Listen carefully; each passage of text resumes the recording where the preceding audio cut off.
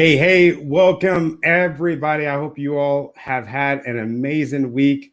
Welcome to Tony Taylor Inspires the podcast. I am really excited because my guest today, Rich Cardona. Oh my God, he is amazing. I've been watching him and kind of looking at some of his posts and getting ideas as far as media content is concerned, and this dude is on fire. So I am going to bring in none other than the man himself, Rich Cardona. How are you doing, man? Tony, I am very well, man. I'm having a fantastic day. I love to stack Fridays, and this is part of the fun part. So here to help and serve you and serve your audience, man. Yeah, no, I appreciate it. I greatly appreciate it. One of the things that I saw about you in some of the content that you make is that it is authentic and from the heart. And I'm just like, man, there's something about this guy that I just absolutely love. And I started kind of digging in your profile a little bit, and I saw that you are a retired veteran.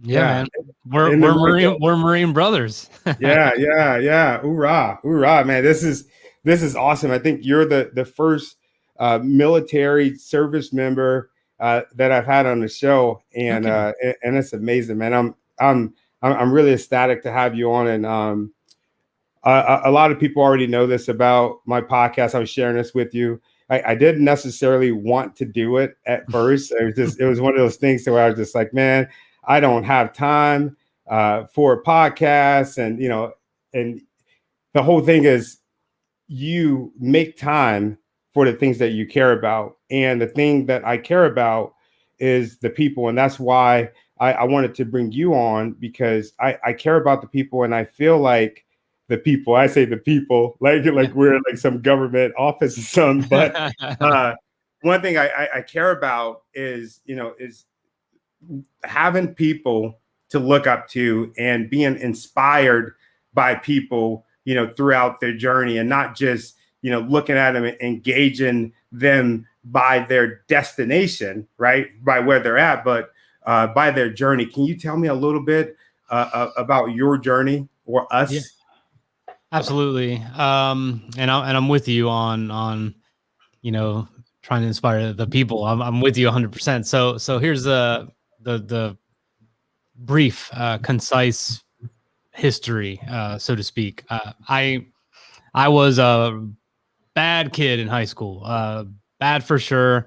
I think I actually got arrested 2 days before my high school graduation. No, I think it was the day before, for underage drinking and all this crazy nonsense. And I literally was on the way to the police station, and the guy had this sticker on his I've never told this. He's got a bumper sticker on his dashboard, and it said Semper Fi. This is an exclusive. Yeah.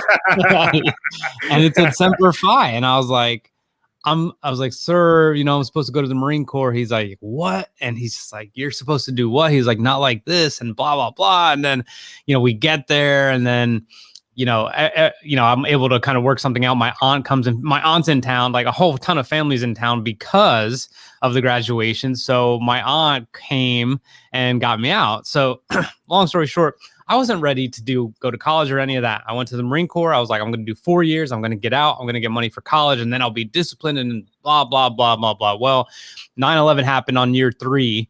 We happened to be out on the 31st MU out in Okinawa. So we were out in Okinawa. 9/11 happened, and then we were on a boat 2 days later, and I was reenlisting not long after that. So it became a career. And then after I retired, I went to work a couple jobs, and then one is a very big name, and I didn't enjoy it at all. I spent 2 years there, and that was 2 years too long, until I just decided. I came across this guy. His name's Gary Vaynerchuk, and I was like, who the heck is this dude? I was watching him on the weekend. Yeah. What the heck? And then I was like so turned off. And then I was like, wait a second. And then little by little, things started shifting in my mind, and I just realized, like, what am I doing with my life? I wasn't happy. I wasn't fulfilled. I wasn't a good father. I wasn't a good husband. I wasn't doing anything except making money. And everything has shifted after that. I quit the job, moved in with my wife's parents for 6 months, and then started a business during that time. And then now it's been about 2 years since then. And then I also have a podcast like you, but everything has changed. Everything has changed. And the entire, I'm not like a super religious dude, and that's kind of funny to say on Good Friday, but it's all good. It's all good. Yeah. But the there's that quote, like, there's the two most important days are, when you're born, and then when you find out why you're here. And like, I now know why I'm here, man. Like, it's just like to be able to try and do what you do, which is inspire people to grab hold and take control of their lives, and stop looking around at all the situations and all the scenarios and all the, glass ceilings and barriers that are in our way. Like, it's not real, man.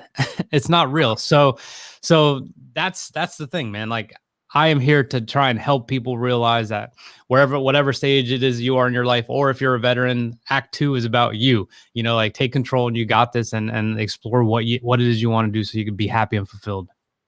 That's good, man. It's funny that you say that. I think we speak the same language, because that was one of the things that I always ask everybody is what is your purpose? And I love the way that you define that. Your purpose sounds like your purpose is to inspire, and I think that is amazing. So listening to what you were telling me about, your interaction with Gary Vee, and I subscribe to Gary Vee, and I think a lot of people, they have that reaction to where they're like, who is this asshole? 100%.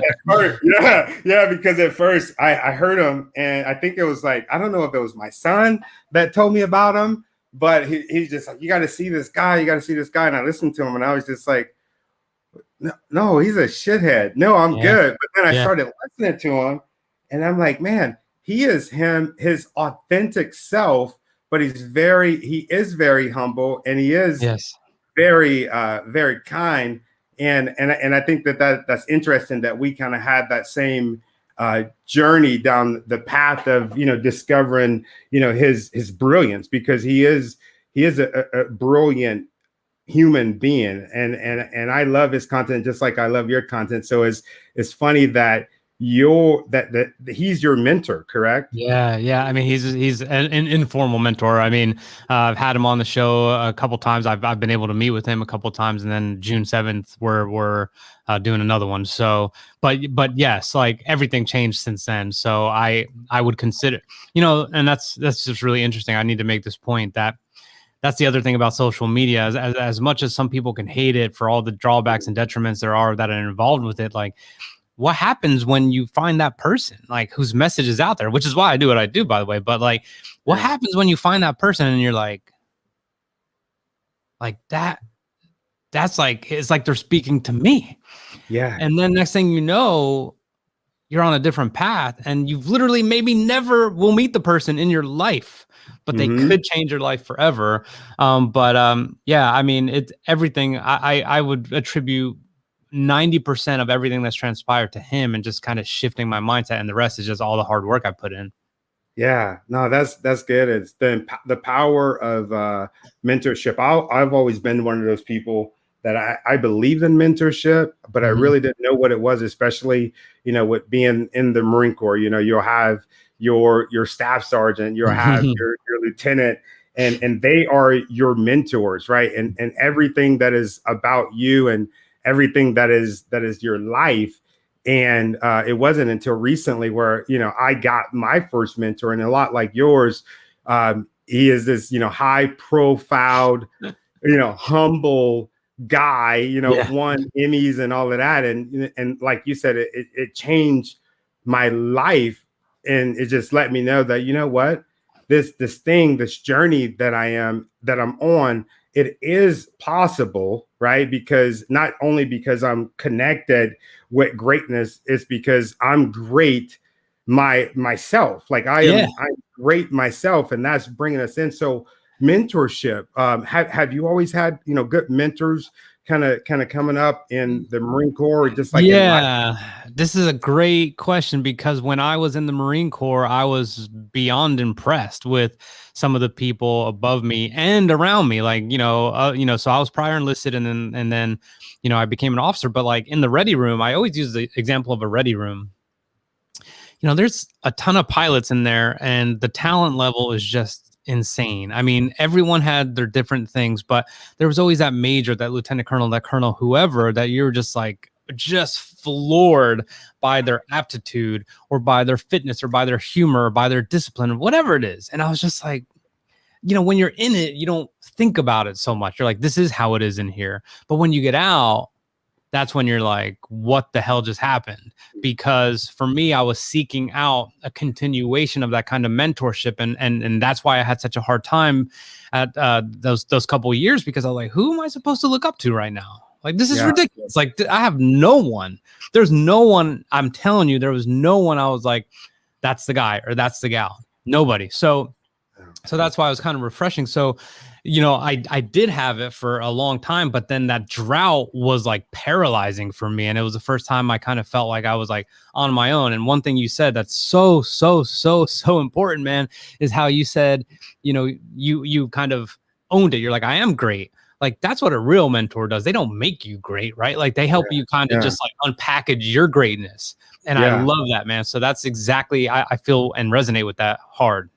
Yeah. No, I appreciate you saying that. And that was one thing about you was when I first found out about you, it was one of those things I was like, man, I like this dude, man. This dude's the shit. I love his content, man. I can feel it. I love, the visuals. I love what you're saying. The fact that, you show your kids on on social media. I do the same thing. Yeah. Some of my friends come at me for doing it, but that was what I loved about you. But then I was just like, oh, his mentor is Gary Vee. So I already seen your greatness, but then I'm just like, okay, that's greatness affixed to greatness. And that is amazing. What about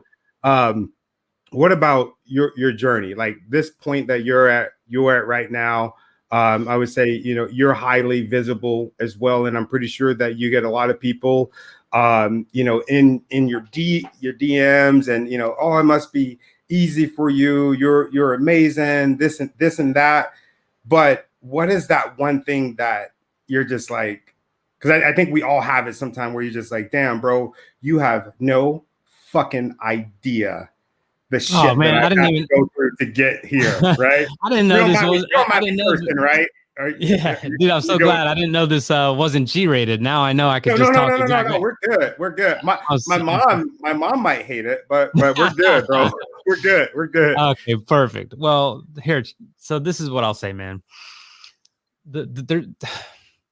People do know that it's hard, but I also think people judge. I think we all judge people by all the successes they show. So I make it a point to make sure I highlight failures a lot, right? Because it's documenting the journey, right? So it's like I never am trying to be like it's all gravy, but I also try and document all the things. So when I put my head down, my wife and I were like, we got to work on our finances. 3 months later, we're debt free. I mean, we paid off a shit ton of money in that time. Yeah. And we were just going over finances last night. It's like, wow, we're sitting on a good bunch of cash. Like I could actually take less of a paycheck from work, which that's not the goal, but I'm just saying, I know we need to deploy that money for resources in the company. We're always reinvesting into the company, but I need a hire. So I'll take less so I could get someone to get on the phone or get on some emails and do some sales. I will stop watching cable. I haven't watched a full fucking basketball game in 2 years, dude. Yeah. And I love basketball. And we are brothers. Yeah. Dude. And I went and watched the Super Bowl at my father's house because I don't even have cable. I'm lucky they moved here. So I went and watched the Super Bowl at his house. I get up at 4 a.m. and I put it on Instagram.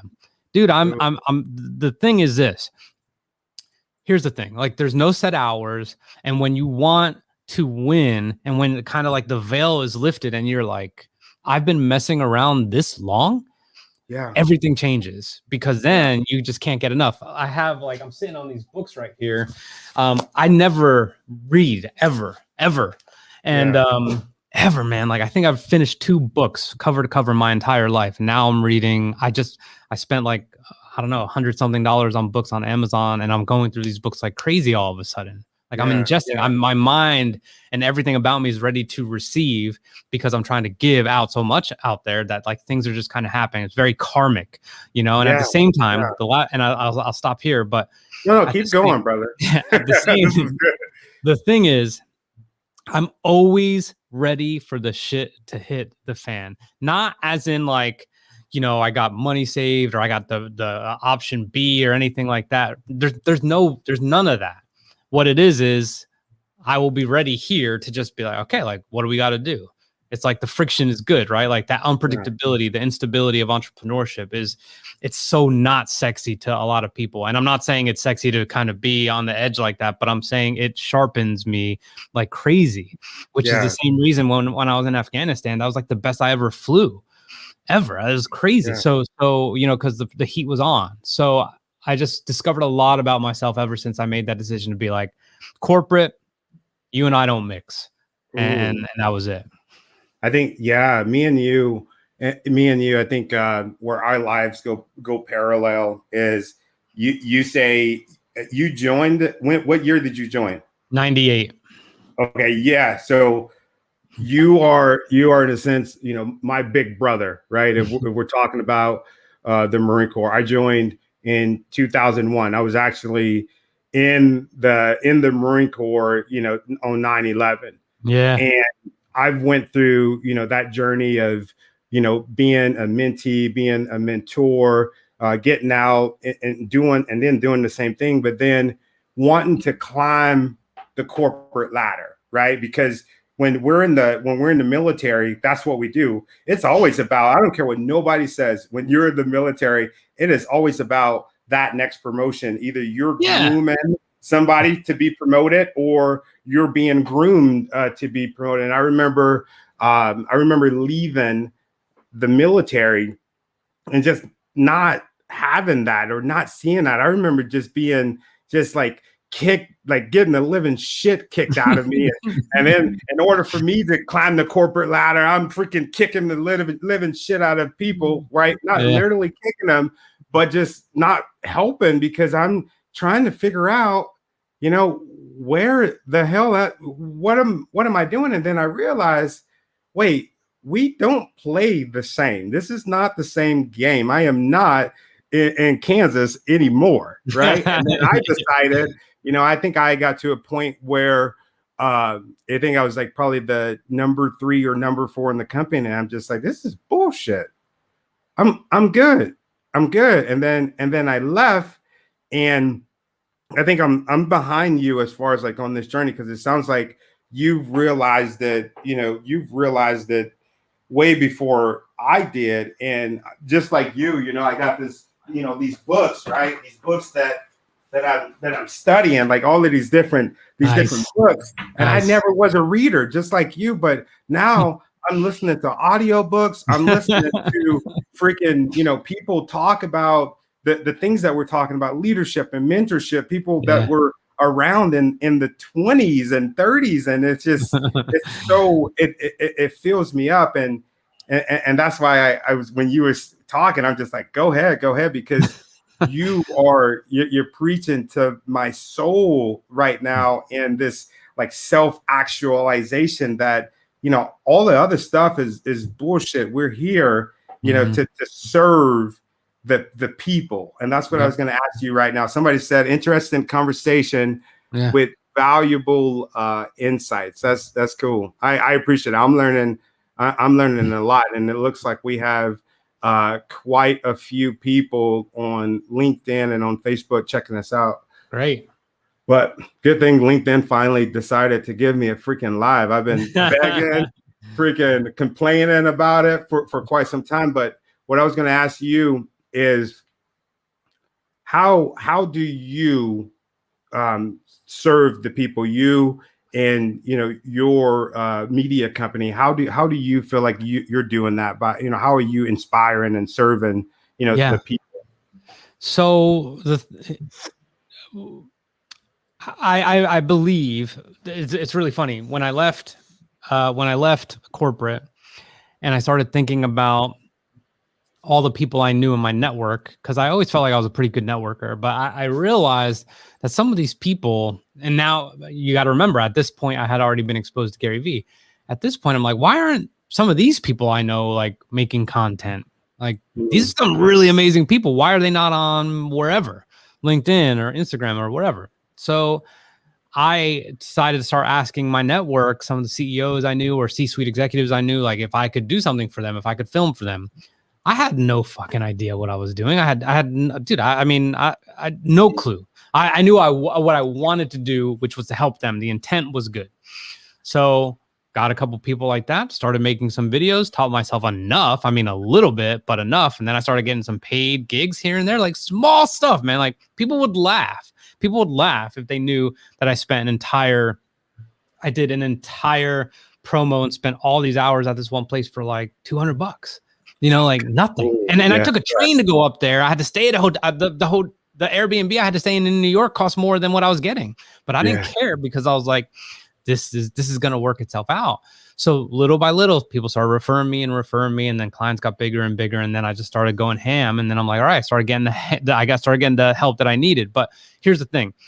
My intent then is the same as my intent is now, which is to give voices to the people who are behind the scenes and actually have a lot of value to bring people.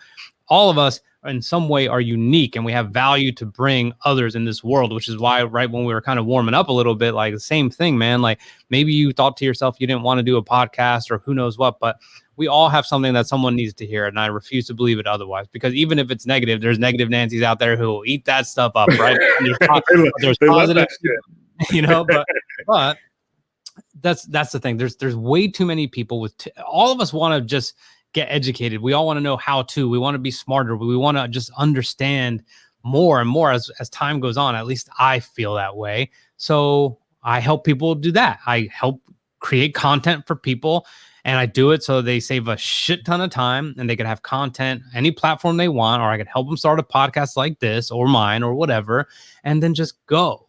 And then because you and I already know how powerful it is once you get to that point, like and look, I don't care who says anything about this. It's not about the ROI. Like everyone is like, oh, the investment. So I need to make sure I get this many leads or this much money out of it or blah, blah, blah. This is not paid advertising. This is building your brand and unwrapping yourself and just doing it over and over to the point where you get comfortable. Because I guarantee you this, if you saw me a couple years ago, and saw some of my content, then you'd be like, well, all right. Like I guarantee you'd probably be able to pass that up pretty easily. And now it's just a little bit more refined and I have more experience and I have more knowledge to share. Yeah. And every piece of content that you share is a value to someone. I believe that. That's why I do this, and I'm going to keep doing it. Yeah, I love that. And I'm glad that you said that, because when I first started making my content, I went through a couple different phases. I worked in safety. And so I would show like the most inspiring like clips. I would show uninspiring clips. I would show accidents, right? Accidents, like in hopes, because I worked in construction, and I would show accidents with the hope that people would see it and say, you know what, I'm not going to do that anymore, or I'm not going to do that. But it was very uninspiring.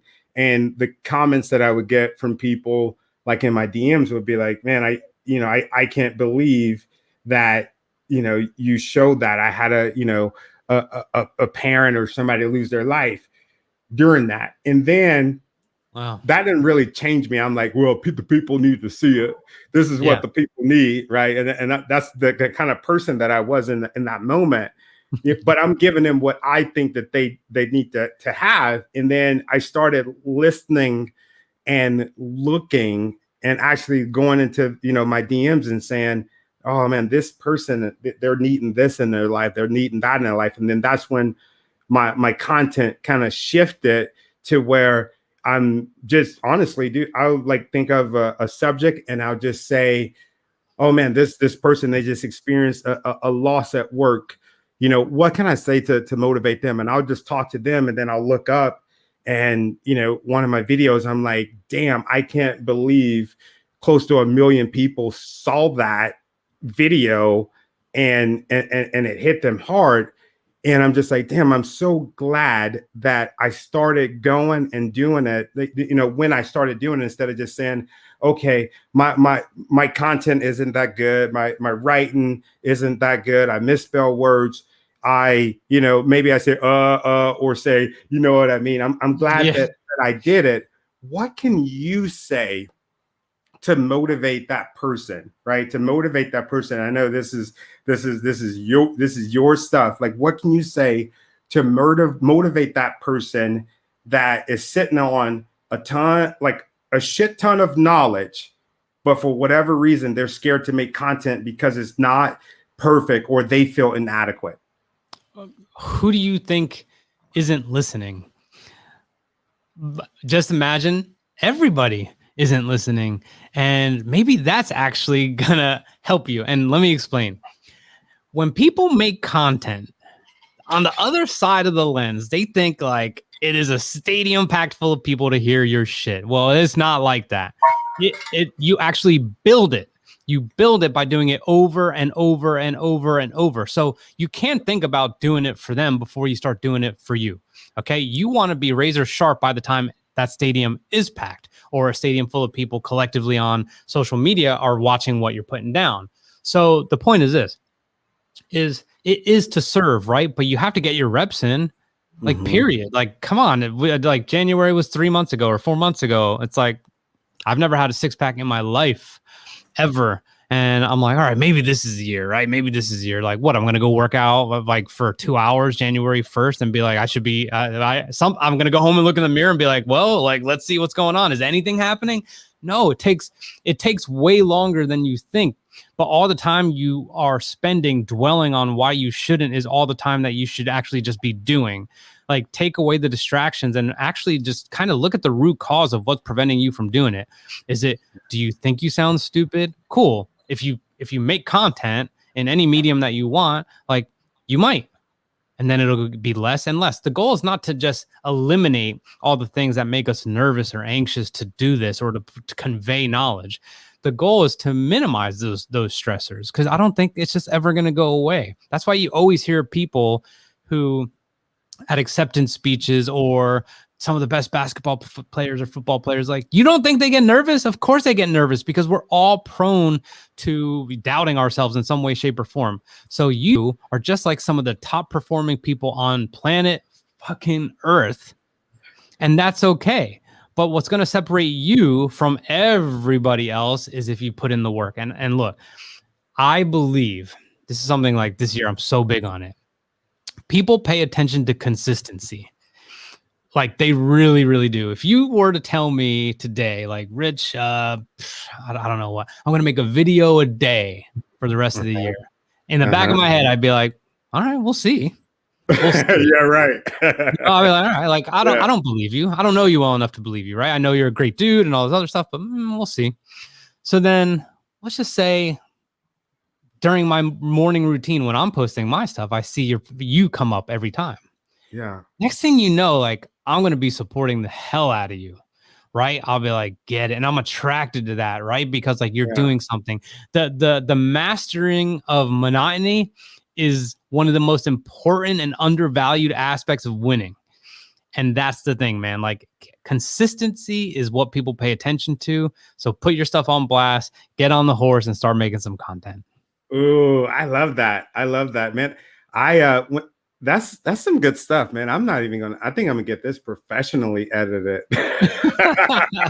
So that's good stuff, man. That's good stuff, man. I definitely hear a lot of people, that I talk to, where they're like, oh yeah, that's good. That's good and all, but I just got to perfect it. And I think you just killed that. Oh my God, you just killed that. What about the trolls? Do you get trolled a lot? No, no, not necessarily. But here's this is a version of it. Is when 1 month you feel like anything I post is gonna just blow up. It's gonna be great. Tons of DMs, tons of comments, tons of engagement. And I get to engage back, and then everything's good. And then all of a sudden, it comes to a screeching halt. Yeah. That's like trolling almost, right? Like, nah, I see it, but nah.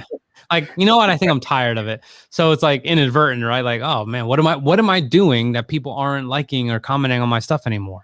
So it's not the same thing, but it inflicts the same kind of damage, so to speak. No matter, it could be very minor, and that is second guessing yourself. Yeah, Trolls make us yeah. second guess ourselves, and then when our stuff doesn't perform, we second guess ourselves. Like it's talk to any salesperson, like that's a day in the life. So I would say trolls are not necessarily a factor, but when you're kind of used to performance or getting yeses or this or that or whatever, when it goes in the opposite direction, it doesn't feel so good. Now the flip side of that is this real quick, which is whatever you did yesterday doesn't matter. It doesn't matter. It doesn't matter what I've done in the last 2 years. Like, can I show up today again and really bring all that together to deliver something that someone needs? That's all I need to worry about. Who cares how good or bad yesterday was, because it's completely irrelevant. Right. As long as you're consistent. I love that. I love that. What about this question, man? This is I love this question, and I get chills whenever anybody asks me that question, because it's so, I don't know, I can't even talk right now. Yeah, man. Yeah. What is your legacy? What is your legacy? I don't know yet, but I used to hate when I forget where, just like creative thinking or whatever. What do you wanted to say on your tombstone? I think it was like when I was getting my master's, people used to say stuff like that. And then it wasn't until I left corporate and I was like, I wanted to be like, he never settled. Like, I love that. He never settled. Like, dude, I'm telling you, if I brought my wife in here right now, she would tell you this. I'm always like, there's always room for improvement. And I don't like to like waste time thinking, pondering what I need to improve on, because the more I improve, the better husband I'll be, the better father I'll be, the better business person I'll be, the better social media personality I'd be, the better podcast host I'll be, the better with money I'll be. It doesn't matter what it is. Like, I'm always trying to improve, man. I'm such not the guy who thinks he's going to make millions and then be like, hey, honey, we're going to retire to this amazing beach in Tulum, Mexico and kick it, because I'm going to be bored 2 days later. Yeah. Like, dude, it's just not like that anymore. Like, I take life really seriously because, the Marine Corps, I mean, been there, done some stuff and whatever. So I look at it and I think about some of the people that aren't here and I'm just like, you know what? Like, they can't even be here. So what the hell does that say about me if I'm not making the most of like all these gifts I've been giving, even if some of those gifts haven't even come to fruition yet and I don't even know what they are? If I search out and seek self-improvement, and you know that, right? Like, know yourself and seek self-improvement. Yeah. That's our mantra. things only get better. Things only get better. It's like a snowball effect. So the legacy doesn't settle and is just trying to just freaking kick ass every day. And it wasn't always like this. Like, it wasn't always like this, but I'm there now. So every day, today, you are getting literally the best version of me today. You and I in this interview, the best version of me today. If we do it tomorrow, you're getting the best version of me tomorrow. The best I ever was. That's how it is. I love it. He never settled. Man, I knew that was good, man. That's why when I said it, I knew that was for you, man. What about, and I won't hold you because I know that you're a busy person. What do you have on the horizon? What are some of the things that, some of my viewers can take advantage of, as far as, contacting you at Rich Cardona Media? Yeah. I told Tony offline, I'm like, I don't really like to talk about the business that much, but look, we talked about it in the podcast. When it comes to creating content, if you're a business owner, CEO, executive, or your company's leadership team is just amazing, but they have no social media presence, we solve that problem, right? So we do what's called a show up and shoot model. We'll show up for 4 to 5 hours. And then, in a couple of weeks, you'll have 3 months worth of content. Real content, like good content, not your corporate-y just bullshit. So if you want interested in any of that or getting a podcast started for your company or something along those lines, go ahead and you could hit info@richcardonamedia.com. The other thing is what you do. I think you understand the game, which is how can I siphon knowledge from other people and give it to the people that I know and that I touch on a regular basis. I do that same thing, man. I have the Leadership Locker podcast.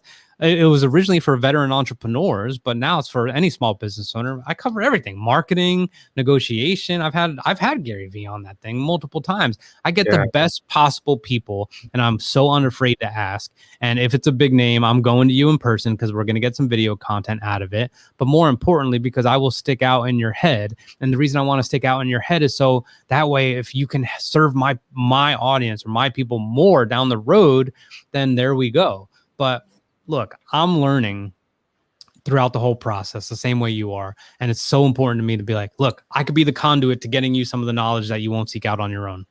Yeah. Right? Like that's the whole thing. And I love it. It's like my favorite thing. So yeah, Leadership Locker is a podcast, but check it out if you want. I got some really good stuff on there. Yeah, I like that. You're like, check it out. Check it out. Even though you know that thing is insane. Insane. Look like my buddy John is saying what's up. Then we got, I need and I'm ready to consider how this information and inspiration can help me find a way. Thank you, Tony, for being here and continuing to contact me. Thank you for the introduction to Rich Cardona. Yeah. And that's why we do this. I know that's why you do this too. It's just, it's that feeling of, actually helping people. There's nothing like it. I don't care how much money I get, I guess the big picture, we do care about, our finances and stuff like that. But man, it's the people inside of our lives, outside of our lives that we want to make a difference with. Man, I appreciate you doing this with me. This has been amazing. I've learned something. The last thing that I wrote down was, hey, if I got somebody that got a big name, I need to go to them, right? Oh, get some video content. I should have flew to you, man. Of course. No, man. It's worth it. Dude, I'm telling you, it's worth it. It's worth it.